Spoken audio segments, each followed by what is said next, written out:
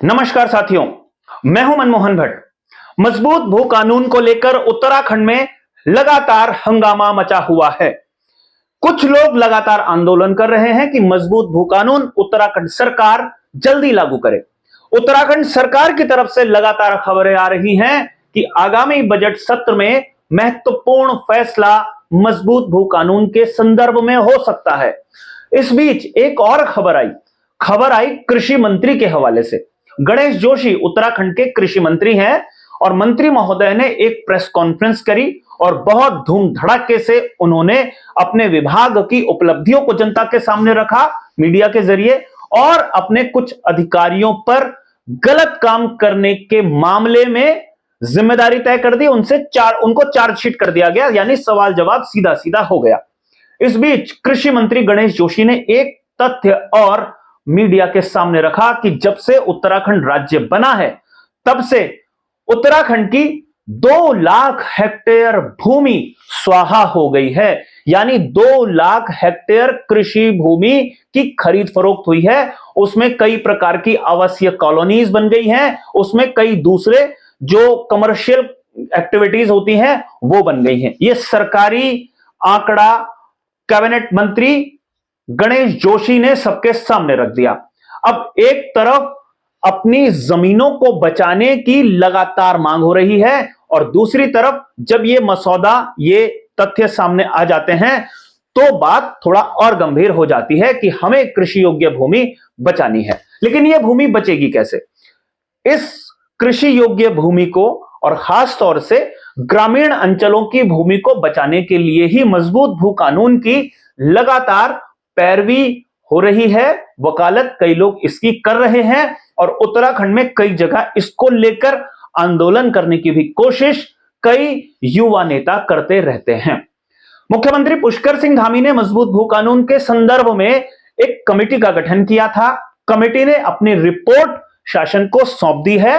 उसके बाद शासन और कमेटी के बीच में औपचारिक और अनौपचारिक स्तर पर कई तरीके की बैठकें हुई, चर्चाएं हुई और उस रिपोर्ट में कुछ संशोधन जो किए जाने थे वो संशोधन भी कर दिए गए हैं। इस तरीके की जानकारी सरकार की तरफ से आनी शुरू हो गई है।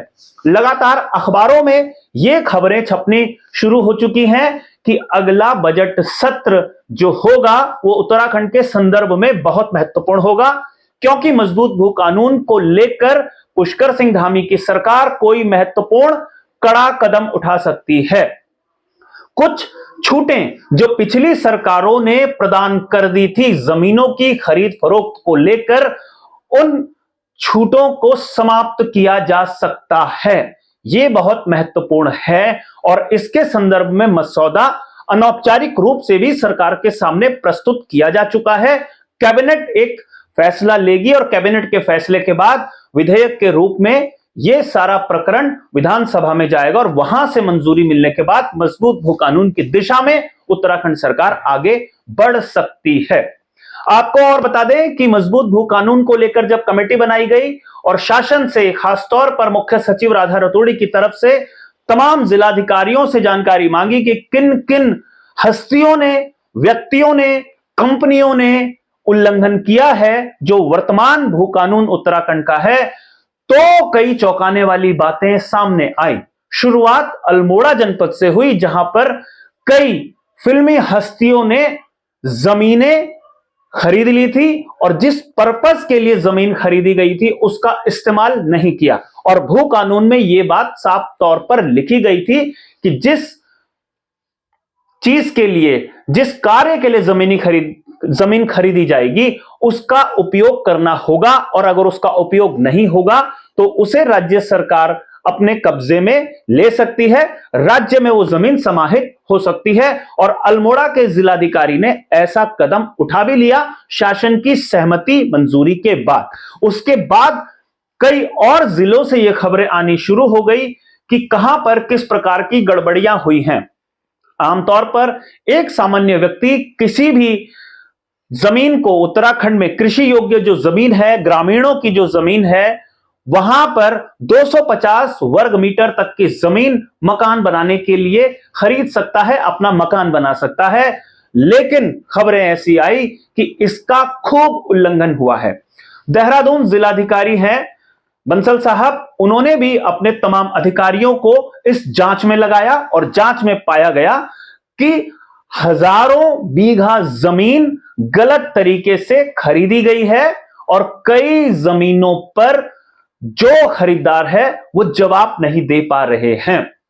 देहरादून के बड़े कॉलोनाइजर जो हैं वो भी गलत तरीके से जमीन खरीदते हुए पाए गए हैं। ये अखबारों में छपी हुई खबरें बता रही हैं कि क्या क्या एक्शन सरकार के निर्देश के बाद देहरादून के जिलाधिकारी सबिन बंसल ने लिया है। 300 बीघा जमीन सरकार में निहित की जा चुकी है और 750 बीघा जमीन की जांच चल रही है, जो 28 फरवरी तक पूरी करने के निर्देश डीएम साहब की तरफ से दिए गए हैं। उम्मीद है फरवरी खत्म होते होते वास्तविक रिपोर्ट प्रशासन के माध्यम से शासन तक उपलब्ध हो जाएगी। वैसे आपको एक बात बता दूं कि जो मजबूत भू कानून होगा वो ग्रामीण अंचलों में लागू होगा। नगर निगम, नगर पालिका, नगर पंचायत, इन्हें शहर मान लिया जाता है और इन शहरों के भीतर, इन नगर पालिकाओं, पंचायतों, निगमों के भीतर जो क्षेत्र होगा वहां जमीन की खरीद और बिक्री के लिए किसी भी प्रकार का कोई प्रतिबंध किसी के ऊपर भी नहीं होता है। यह बिल्कुल शीशे की तरह स्पष्ट है।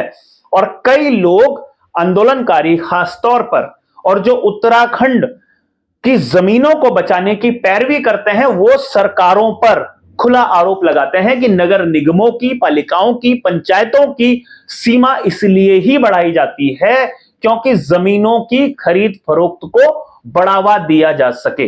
वैसे अगर आसपास पेरी अर्बन एरिया, जो छोटे छोटे कस्बे और बस रहे होते हैं, उसे नगर निगम या पालिका के अंतर्गत नहीं लाया जाएगा तो जो बुनियादी सुविधाएं होती हैं, जैसे सीवर की समस्या है या कई और महत्वपूर्ण केंद्रीय योजनाएं हैं, उसका लाभ उनको नहीं मिल पाता। सरकार का तर्क है वो लाभ उस आबादी को मिले, इसके लिए निगमों की सीमा को बढ़ाया जाता है, पालिकाओं की सीमा को बढ़ाया जाता है।